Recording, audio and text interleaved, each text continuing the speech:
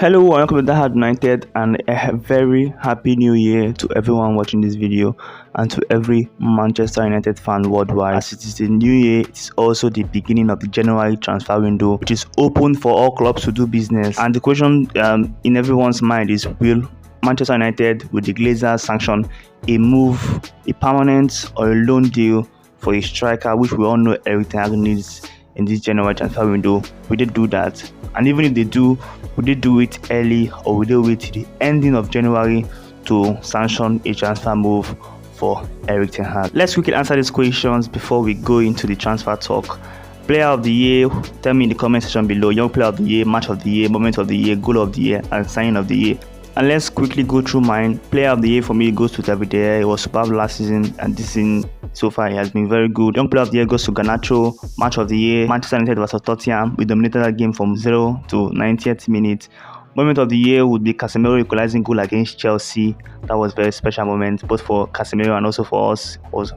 He definitely gave us the point we got in that game. And goal of the year for me would be Sancho's goal against Liverpool. That goal was really awesome. And signing of the year, of course, goes to Casemiro, the defensive midfielder we have always wanted, and he has been super perfect. Our defensive Rolls Royce, he has been awesome. And yeah, but also Lisandro Martinez has been good, and every other sign has been good, but Casemiro tops it all. And the reason why I said we need a dynamic forward is because we need someone who can play in the front three positions, because right now in those front three positions we have players like Rashford, Martial, Antony and Sancho as the first senior players available for those three positions, and also we have two young players in Garnacho and Elanga also being able to play across those positions. That is not enough if we are going to be able to compete and rotate our squad in all competitions. And this is where the signing of Cody Gakpo would have been awesome, because Cody Gakpo can play across the front three positions. He's good in the number 9, he's good in the left wing, he's good in the right wing, and would have been awesome for us. But since he's now at Liverpool, JOAO FELIX is another option, and with a bonus because he can also play in the number 10 position. That is, whenever Bono needs a rest, JOAO FELIX can play in the number 10 position. He can play first 9, he can play on the right wing, he can play on the left wing, and that is exactly what we need.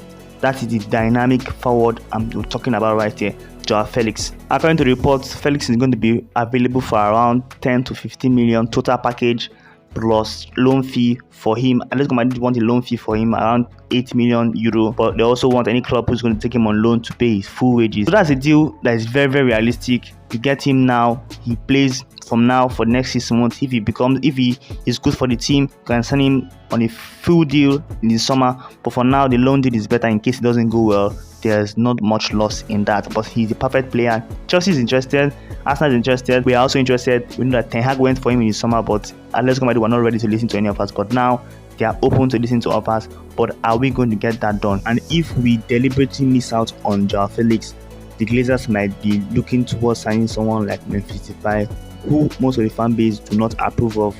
Came here the first time, it didn't really work out. It's best we go for someone else. And JOAO FELIX is too talented to allow those kind of deals slip past you, because he's a loan deal. There's lesser risks involved in a loan deal than signing JOAO FELIX for 100 million euros and signing him as a full contract player. But let's see what happens. We know Arsenal are interested, Chelsea are interested. If we don't get someone like JOAO FELIX, then expect an older kind of signing, a short-term kind of signing of the Igalo Cavani type of signing. And the signing of a new right back in January might be out of the question, even though we know clubs are interested in signing Aaron Wan-Bissaka. But I don't think the Glazers are willing to spend any amount of money to sign a replacement for Aaron Wan-Bissaka in case he goes on loan in January. So a loan deal for Aaron Wan-Bissaka might be out of the question. He might probably have to be here until the end of the season, where he will be sold, and then we can get a new right back, because the Glazers are not willing to spend any amount of money to sign anybody. Like I said, even for the striker position, it's going to be a loan deal. So I don't think the Glazers are willing to spend any amount of money, and thereby we're going to have to keep Aaron Wan-Bissaka, and Ten Hag has no other option than to play Aaron Wan-Bissaka. Wan-Bissaka is not a totally bad player, but Ten Hag wants his fullbacks to be very attacking, and we all know in terms of attacking, Wan-Bissaka is not really up to par among many of the fullbacks in the league. So he's more of a defensive fullback, and in a defensive system he works perfectly, but in an attacking system he's very, very, very poor. So that's why he has to leave, and we need to get a new replacement for him. So he's not going to work now in January, then it has to be definitely 100% in the summer. One of the big positives of 2023 is the fact that the Glazers are likely to forge out of Manchester United this year, and most likely before the end of the first financial quarter of the year, which is going to be around April. So if that happens, that's going to be a big plus to the fans. Everybody's going to be happy. Definitely is a new beginning for us. We can get new owners who are willing to spend, because of course, like I said, it can't get any worse under the Glazers. I've said this before, everybody know this.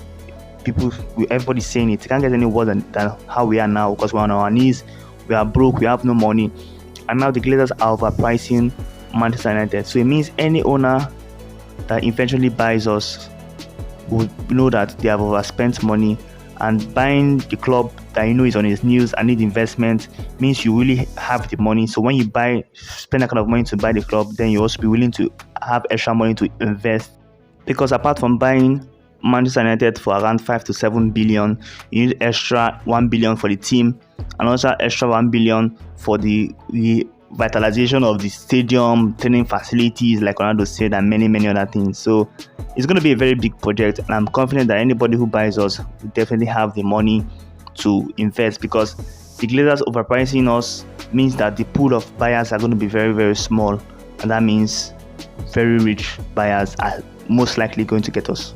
And so far so good. In the half of 2022, Erik has done a fantastic job. I'm looking towards this new year.